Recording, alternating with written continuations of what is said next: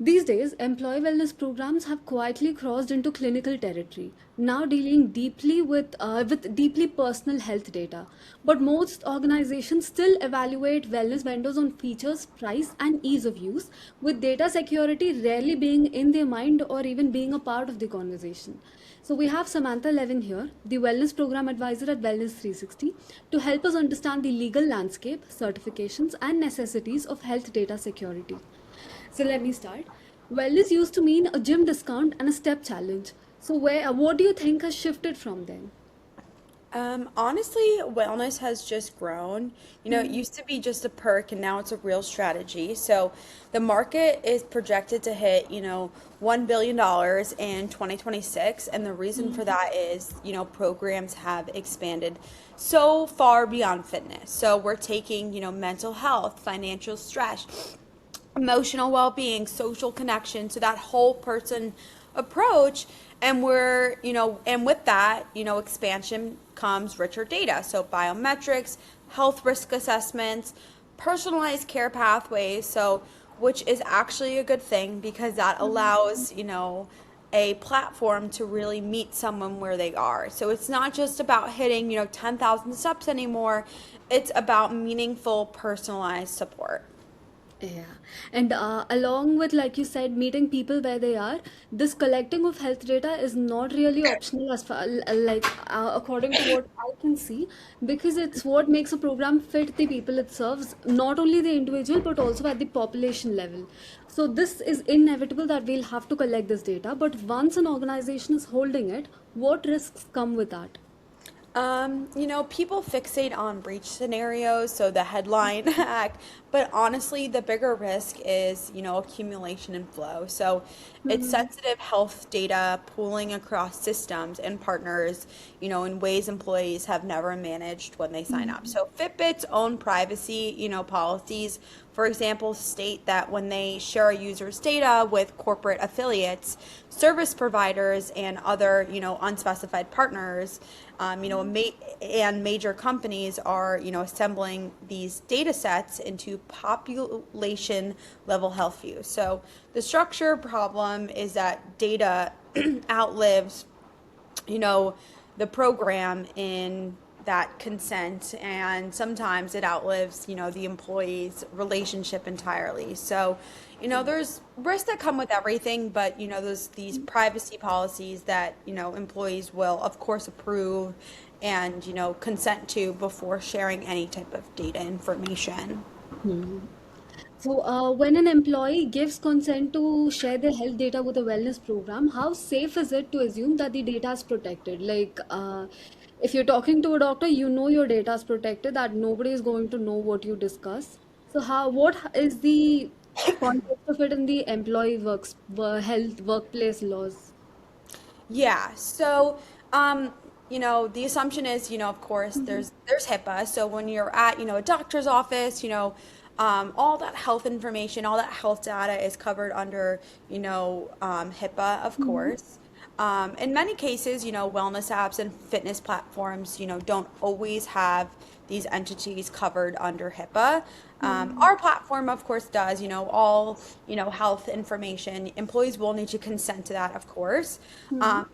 Some platforms have it, some don't. So, just, making sure that, when choosing a wellness platform and a wellness solution for your employees, that you're making sure that these, data protections are there. So people aren't, always, scrambling to make sure if their information and their data is protected or not.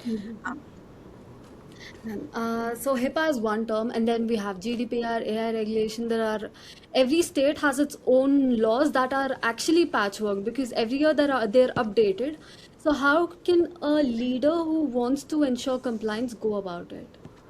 Yeah, so I would say, over 20 US states now have their own comprehensive privacy laws. So GDPR, enforcement has resulted in over 7 billion euros in, cumulative fines. So breach notifications jumped about 22% year over year in 2025, hitting 443 a day. So, and regulators are increasingly targeting AI and cross border data transfer specifically. So, my honest advice is don't try to chase every acronym. Look for vendors already, validated against a framework that, consolidates them. So, that HI Trust R2 is one I bring up a lot. It rolls HIPAA, ISO, and NIST requirements into one independently, audited standard, meeting it clear most of the underlying obligations at once. So instead of, playing, a whole, mole, trying to find out everything, just kind of look for that is really what I advise. So certifications like NCQA accreditation and the one you were talking about, Hydro Star 2, they're used freely in vendor marketing. So what does it actually mean? Um, so there's really no governing body that certifies HIPAA compliance. So, where HIPAA compliant is a self-claim. So just full stop, independent credentials exist to replace trust us with verified by a third party. So NCQA accreditation speaks to that, clinical quality of the program itself. So that HI Trust R2 speaks to how the data is secured. So one validates the program, one validates the infrastructure. So they're not, decorations on the side. The HI Trust R2 in particularly is expensive. It's time consuming and externally audited. So the fact that a vendor has it, it's a signal of maturity. So when they can hand you a current third party document, someone has no incentives to kind of flatter and kind of look around. So it is extremely important. Okay.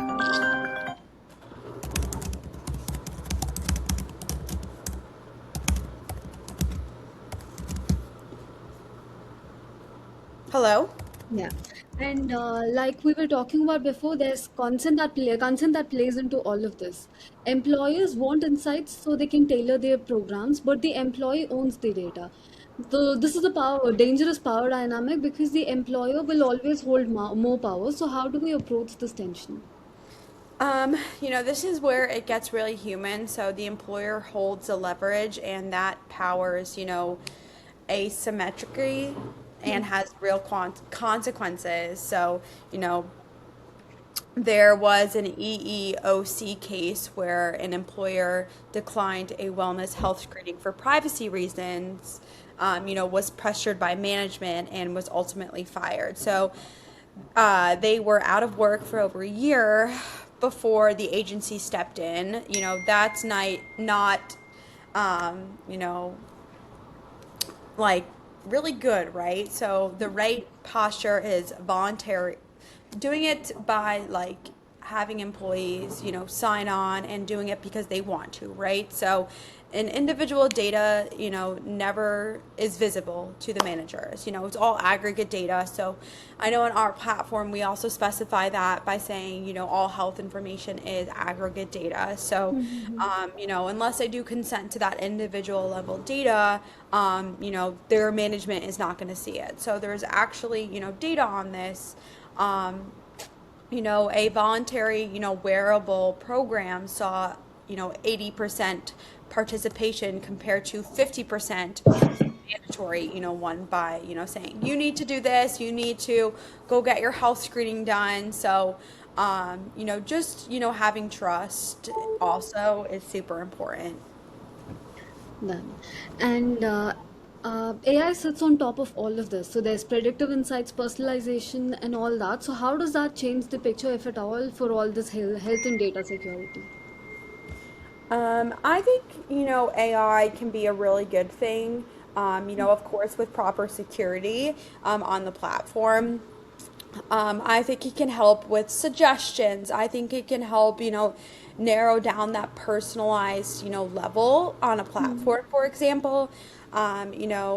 by saying, I am noticing your levels of, maybe increased blood pressure, and recommending specific pathways or specific habits on the platform. Of course, with security on the platform, AI used in, HR and healthcare settings is super important. I do believe, now with, all these different, infrastructures coming in. Hmm. Um, so yes. Yeah. What does a wellness program that gets health and data security right look like? And what should leaders be demanding now to stay on the right side of where this is heading? I think it should be voluntary. So people should volunteer to, participate. So transparent about what it collects and why. So showing maybe only aggregate data. So de like identified data to the employer. So, not seeing like John in HR, has hypertension. So, validating it by independent credentials, not self claims, and openly governing its AI use. So, mentioning that it's maybe using AI for, specific recommendations, things like that. So, the direction of 2026, is clear. Having more transparency, really builds trust, and platforms that, can balance, personalization with compliance, or if they can't, are going to face backlash if they can't do that, right? So, what I tell any leader to demand right now is those independent certifications, plain language, data practices, and, guarantee that employees can opt out without penalty. Yeah, done. Thank you so much, Samantha, for your time.